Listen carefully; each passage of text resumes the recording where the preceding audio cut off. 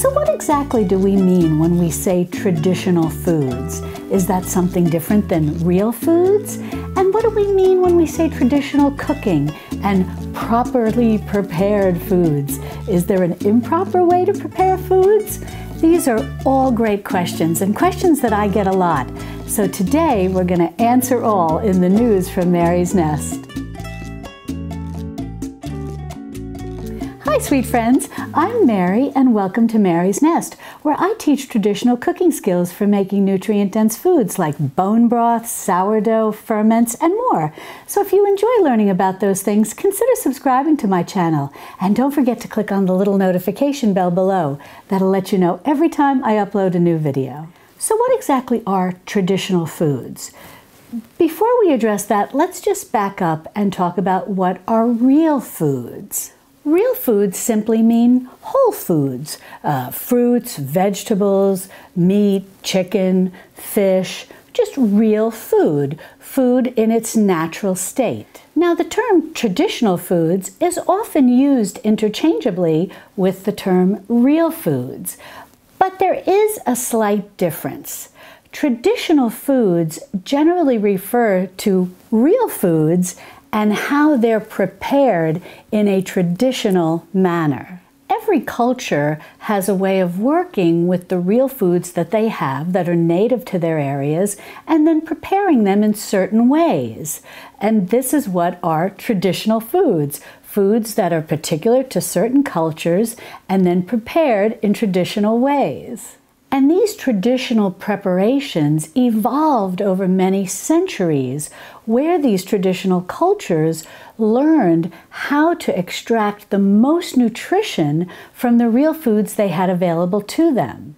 So basically, what we mean when we use the terminology traditional foods is that we're talking about real foods prepared in traditional manners, based on whatever culture we may live in. Now, over time with modernization, a lot of these traditional food preparations somewhat fell to the wayside, and people found convenience foods and easier ways to prepare things that were shortcuts and so on and so forth.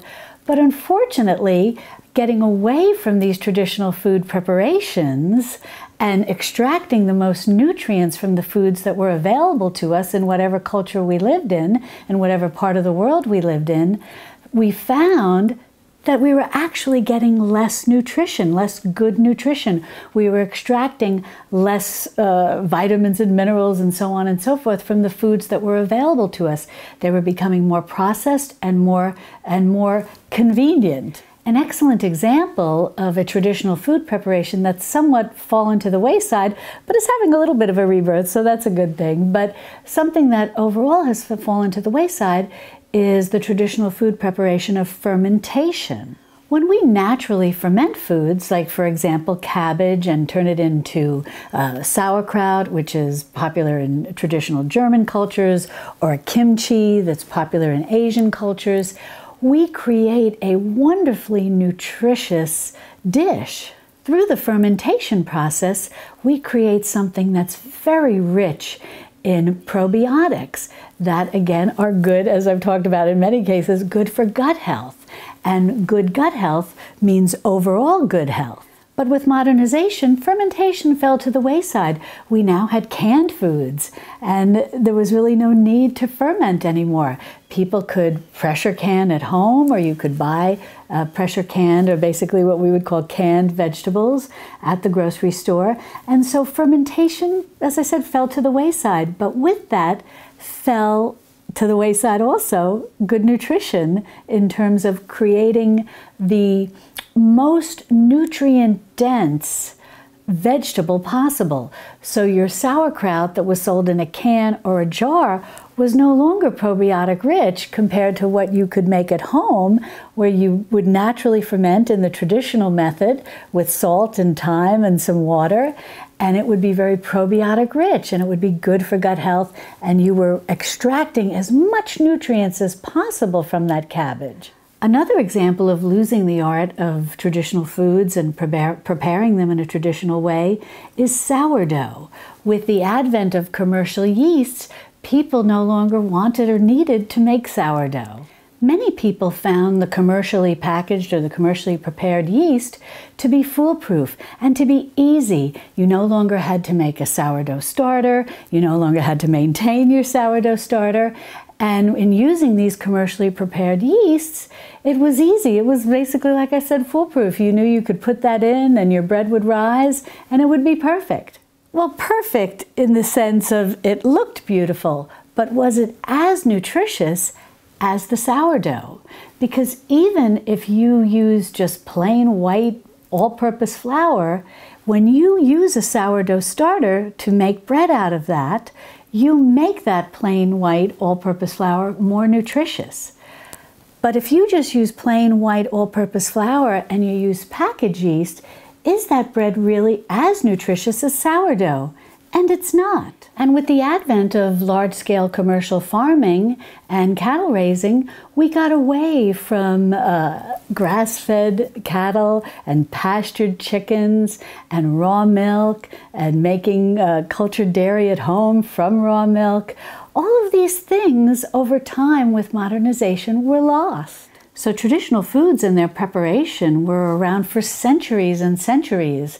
But then unfortunately, over the last 100 years or so, they were replaced with more modern practices. And unfortunately, many of those modern practices led to food that, in the long run, was less nutritious for us. Now, probably going back to maybe around the 1960s, there was a resurgence or a reinterest in traditional foods and traditional food preparation. And then over the last 20 years or so, it's really started to steamroll. And more people have become very interested in traditional foods and how to prepare real foods in a traditional manner to extract as much nutrients from them as possible.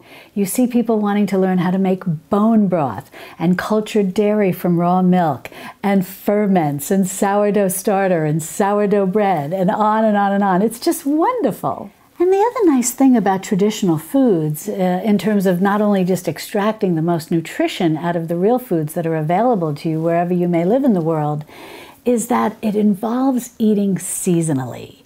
You eat what's in season. And as I've shared with you in previous videos, the benefit of eating seasonal is that, well, first of all, it's what you're growing, what's in season, and even if you shop at the grocery store, what's going to be more affordable. But interestingly enough, scientists have found that our gut health, the bacteria in our gut, the good bacteria, actually changes with the seasons and allows us to digest certain foods better at certain times of year than other times of year. So if you eat what's in season, your gut bacteria is more prepared to digest that. And when you digest your food well, you absorb the maximum nutrition from it. And that's a double benefit, especially if you've prepared it in a traditional manner to extract as much nutrition out of the food as possible. So then what exactly are traditional foods? Traditional foods are those foods that are available to you, those real foods that are available to you in your area that you then prepare in a traditional manner, whether it's fermenting, whether it's soaking, whether it's sourdough, so on and so forth. Now, when we talk about traditional foods, we could go into so much detail. Every culture has their own foods, and there's so many recipes and different preparations, and great detail could be spent on this. But what I was trying to do here today was to just kind of simplify everything down and give a very basic explanation of what traditional foods are and what it means when you say traditional foods or real foods and traditional preparation and so on and so forth. I just wanted to try to make this sort of encapsulated into a very simple explanation. So at its simplest, traditional foods are those foods that are real foods, locally available, in season, and then prepared by you in the most minimal way possible to extract as much nutrition as possible from those foods. So if you'd like to learn more about traditional foods and traditional cooking, Be sure to subscribe to my channel and then click on this video over here, which is a playlist of recipes for preparing all sorts of traditional foods. And I'll see you over there in my Texas Hill Country kitchen. Love and God bless.